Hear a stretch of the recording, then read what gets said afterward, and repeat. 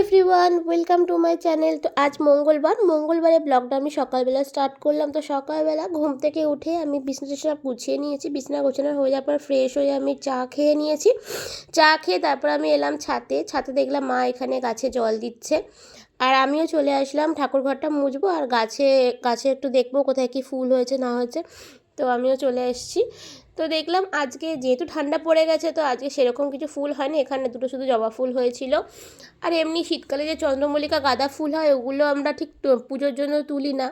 তার সাথে টগর ফুল যদি হয়ে থাকে তাহলে তুলবো। এখানে দেখো অনেকগুলো টমেটো ফুল হয়েছে, তোমাদেরকে দেখিয়েছিলাম। সেই টমেটো ফুলে আজকে টমেটো ধরে গেছে ছোটো ছোটো। তারপর আমি আর মা দুজনে নিচে চলে আসলাম। মা এখানে দুপুরের জন্য আজকে আমাদের চিকেন কষা হবে, তো ওর জন্য মা চিকেনের জন্য আলুগুলো আগে ভেজে নিচ্ছে। আর এখানে টিফিনে আমাকে ডিম পাউরুটি করে দিয়ে দিল।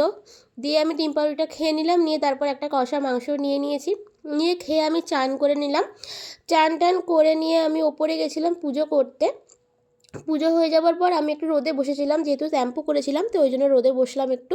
তো তারপর নিচে এসে আমি লাঞ্চটা করে নিলাম। লাঞ্চে ছিল হচ্ছে ভাত, পেঁয়াজকালি ভাজা, লেবু আর তার সাথে চিকেন আলুর ঝোল বা কষা যেটাই বলবে। তারপর আমি রেডি হয়েছিলাম, একটু পার্লারে গিয়েছিলাম। তো বাড়ি এসে তারপর আমি সব এখানে জিনিসপত্র গোছাচ্ছি, কারণ কালকে আছে আমাদের প্রি ওয়েডিং শ্যুট।